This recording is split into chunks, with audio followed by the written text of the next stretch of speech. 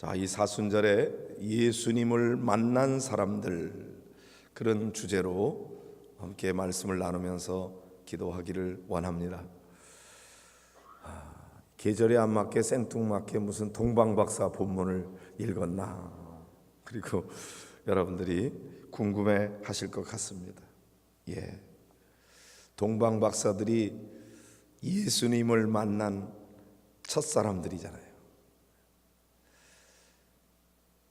어떻게 하면 예수님 만날 수 있을까요? 그런 질문을 던질 수가 있어요. 그런데 어떤 특별한 방법이 있는 게 아니에요. 예를 들어 자판기에 500원 딱 넣고 1000원짜리 넣고 버튼 딱 누르면 내가 원하는 거 얻을 수 있는 것처럼 무슨 방법이 있어가지고 그대로만 하면 누구든지 예수님 만나는 그런, 예수님이 그런 기계가 아니란 말이죠.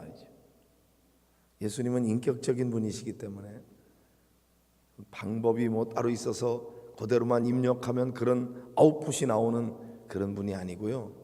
오히려 반대로 질문을 해보는 거죠. 얼마나 예수님을 만나고 싶습니까? 무슨 방법이 있습니까? 그럴 때 얼마나 간절함이 있습니까? 이렇게 다시 되물어보고 싶은 겁니다. 그리고 정말로 예수님 만나고 싶으면 예수님 만나기 위해서 당신은 얼마만큼의 희생과 수고를 치를 각오가 돼 있는가? 그게 중요하잖아요. 그런데 우리는 보통 그렇게 주님을 만나기 위해서 내가 어떤 희생도 어떤 수고도 어떤 대가도 내가 치르겠습니다 하는 그런 마음보다는 어떻게 쉽게 예수님 만나가지고 내 영적인 은혜와 축복도 받고 그리고 내 삶의 문제들도 해결받고 그런 뭔가 기가 막힌 무슨 방법이 있지 않을까? 그 방법만 나한테 가르쳐 주세요. 이렇게 생각하기가 참 쉬워요. 그런데 영적인 일들은 그렇게 이루어지는 것이 아닌 것입니다.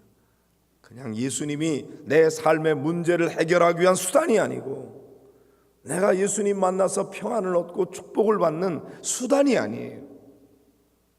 오히려 그분은 우리가 정말 믿음 가지고 간절함으로 사모하면서 그분을 만나고자 하는 이 삶의 과정 자체가 더 중요하고 의미가 있는 것입니다. 그리고 내가 예수님 만나고 싶은 간절함이 그것을 위해서 내가 새벽을 깨우면서 달려나오고 잠을 줄여가면서도 하나님 앞에 매달려 기도하는 그 마음의 사모함이, 그런 삶의 태도가 훨씬 더 중요하다 하는 것입니다. 그러므로 오늘 이 사순절 새벽기도 첫날에 나오신 여러분 너무나 잘하셨어요. 마음속에 내가 계속은 못 나와도 첫날이라도 가야지, 그리고 나오신 분들이 있을 테고, 마음속에는 내가 이번 사순절에는 한번 내가 개근을 해버리라, 이런 거룩한 열망을 가지고 나오신 분들도 계실 줄로 압니다. 어떻게 오셨든지 너무너무 잘하셨어요. 근데 여러분 마음속에 정말로 그냥 하나의 행사를 치르는 마음으로 그렇게 하기보다는 주님, 내가 주님을 만나고 싶습니다. 내가 주님 없이는 살 수가 없습니다. 내가 이제까지 신앙생활을 오래 해왔지만 그러나 내 신앙생활에 뭔가 활력을 얻기를 원합니다. 생명력이 있기를 원합니다. 진짜 예수 믿는 것 같이 믿고 싶습니다. 여러분 마음에 그런 간절한 열망이 있을 줄로 믿습니다. 그런 마음 없이 나오신 분이 어디 있겠어요? 참 잘하셨어요. 여러분 진정으로 예수님을 만나고 예수님과 함께 믿음의 삶을 사는 것이 가치 있는 일인 줄로 믿고 이를 위해서라면 내가 어떠한 대가도 치르겠습니다. 어떤 값도 치르겠습니다. 내가 이를 위해서 한번 무리해 보겠습니다. 내가 한번 희생을 치러 보겠습니다. 이런 마음이 있을 때 주님께서 여러분을 꼭 만나 주실 줄로 믿습니다. 이번 사순절 기간 동안 우리 모든 목양의 성도들이 다 예수님 만나는 은혜와 축복을 경험하게 되시기를 주님의 이름으로 축복합니다. 자, 오늘 본문의 말씀에 보면 예수님 만나기를 위해서 간절히 사모하는 마음으로 동방에서 온 3명의 박사들이 나옵니다. 일명 동방박사라고 불려지는 사람들이죠. 이 사람들은 본래 별을 연구하던 천문학자였어요. 그런데 그들이 별을 연구하다 보니까 일반적으로 그들이 보던 별과는 뭔가 다른 특별한 별을 발견하게 된 것이죠. 그 별을 의지한 채 예수님 만나기 위해서 어디로 가는지 모르지만 그 별의 인도함을 따라서 오다가 유대 베들레헴까지 오게 되었고 결국 예수님을 만나게 되었다고 하는 것이죠. 가만히 생각해 보세요. 동방 박사들은 별 하나만 의지한 채 그 먼 거리를 떠났던 것입니다. 무작정 얼마나 걸릴지도 몰라요. 그 과정 속에 어떤 일을 만날지도 몰라요. 그런데도 불구하고 그들은 별을 의지하고 그리고 모든 고통과 괴로움이 그들에게 다가올지도 모르지만 그러나 그 수고로움을 견뎌내면서 예수님 만나기를 원하는 마음으로 오다가 결국 예수님을 만났다 이겁니다. 그래서 예수님 만나는 데 있어서 가장 중요한 첫 번째 요소는 내가 꼭 예수님을 만나겠다. 예수님이 누구인지 내가 알고 싶다. 그분을 만날 수 있다. 이 믿음이 중요한 것입니다. 여러분, 믿음 가지고 나가시기를 바랍니다. 유대인의 왕으로 나신 이가 어디 계시냐? 우리가 동방에서 그의 별을 보고 그에게 경배하러 왔노라. 그러니까 이 동방 박사는 그냥 우연히 온 것이 아니고 그들의 마음속에 믿음이 있었어요. 유대인의 왕으로 나시는 분이 바로 저 별이 그것을 인도하고 있다는 사실을 믿었던 거죠. 그래서 여기에 와서 유대인의 왕으로 나신 이가 어디 계십니까? 저 별이 그의 별입니다.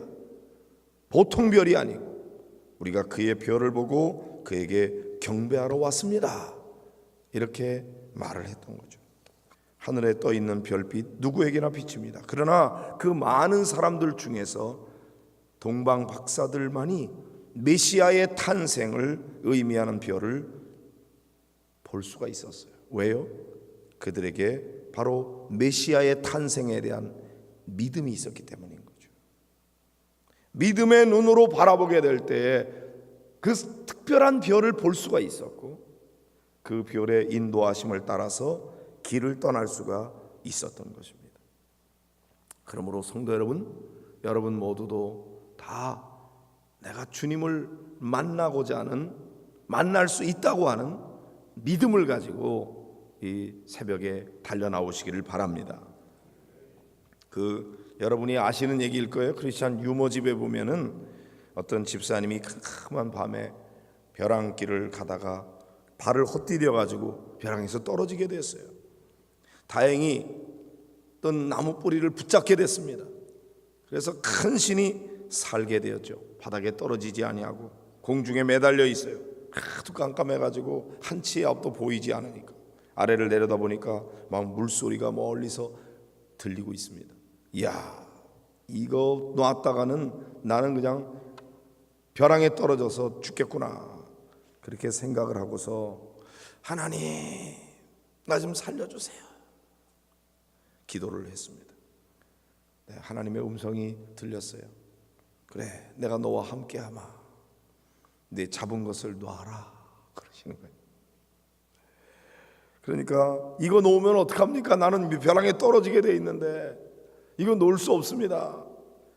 그러니까 하나님께서 내가 너와 함께하마. 네가 나를 믿냐? 예, 믿습니다. 그러면 네가 잡은 거를 놔라.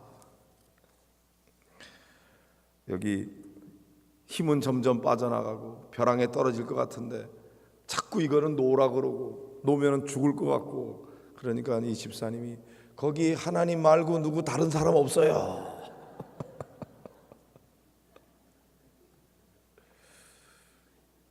여러분, 우리가 하나님을 믿는다 그러면서 진짜 하나님의 음성이 들릴 때 그 말씀을 믿지 못하고 순종하지 못하는 경우가 많이 있어요. 사실은 저 밑에서 물소리가 나긴 하지만 바로 10cm 밑에 바닥이 있거든요. 하나님께서 내가 너와 함께하마, 너를 도와주마, 나를 믿어, 그리고 놔 그러면 놓을 수 있어야 되는데 우리는 그런 하나님이 마음에 안 드는 거예요. 내가 볼 때 죽을 것 같은 거고 하나님 말씀이 안 믿어지고, 그러니까 하나님 말고 누구 다른 사람 없어요. 혹시 여러분이 그러고 있지 않습니까? 여러분, 우리가 때로는 믿음으로 나아간다 그럴 때 눈에 보이지 않고 또 확인되지 않는 경우들이 많이 있어요. 증거가 없을 때가 있어요. 그래도 주님을 믿고 의지하면서 담대하게 나아갈 때 우리 주님께서 만나 주실 줄로 믿습니다. 여러분의 영적인 눈을 열어주시기를 바랍니다. 주님을 신뢰하십시오. 우리 주님께서 좋으신 분, 그리고 주님이 내게 말씀하시는 것은 언제나 나에게 최선이라는 사실을 믿는 거죠. 내가 볼 때 그렇게 하면 안 될 것 같아요. 그래도 주님 말씀이 그렇게 하라 그러면 믿고 순종할 때, 그때 주님을 만나는 놀라운 기적이 있는 것입니다. 믿고 순종한다는 말을 잘 기억해야 돼요. 믿음과 함께 순종이 뒤따라와야 돼요. 주님의 말씀을 믿으면 그 말씀대로 순종하는 거죠. 그 다음에 두 번째 중요한 것은 간절함입니다. 간절함. 여러분, 이 동방박사들이 예수님을 만나러 오게 되기까지 그들이 그냥 단순히 별 연구하다가 특별한 별이 있다고 그냥 무작정 갈 수가 없어요. 그들이 그 먼 거리를, 그 위험한 길을 떠나서 그들이 보배 합을 열어가지고 황금과 유향과 모략을 들고 예수님 만나러 오게 될 때에 중간에 어떤 일을 만나게 될지 모르지만 그래도 떠날 수 있었던 것은 그들의 마음속에 유대인의 왕을 만나고자 하는 간절함이 있었기 때문인 거죠.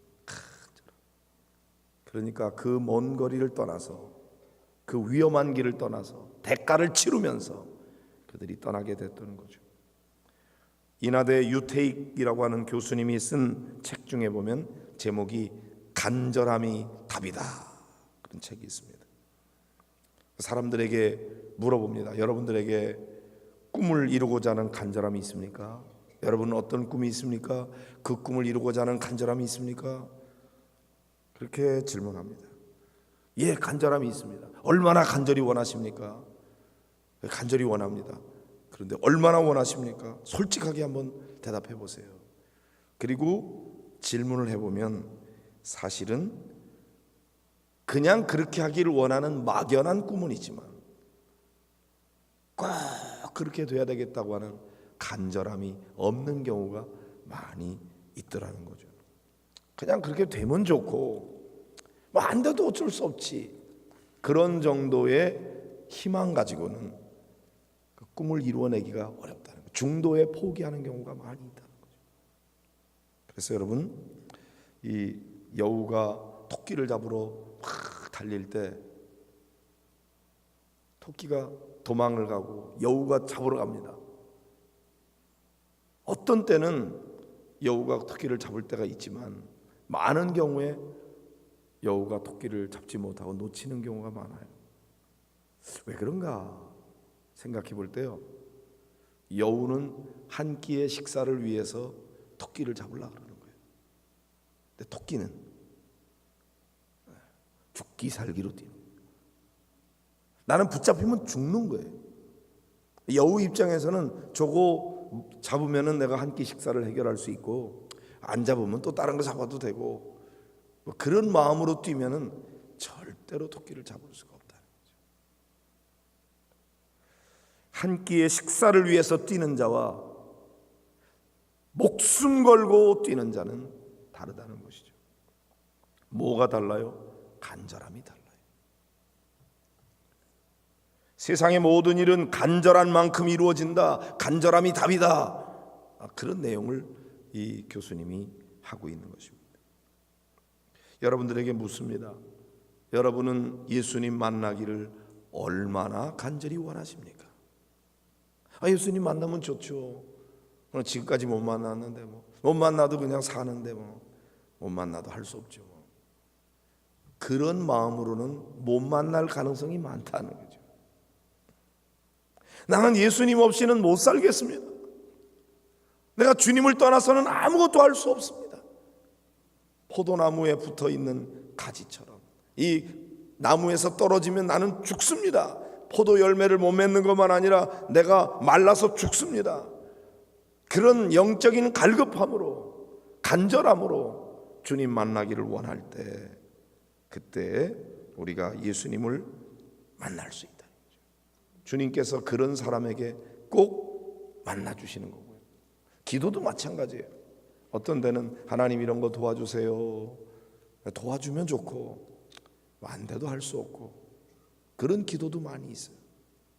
그런데 이거 안 되면 안 됩니다 하는 간절함으로 매달리게 될 때는 그 기도를 하는 사람의 영적인 태도가 다른 것입니다.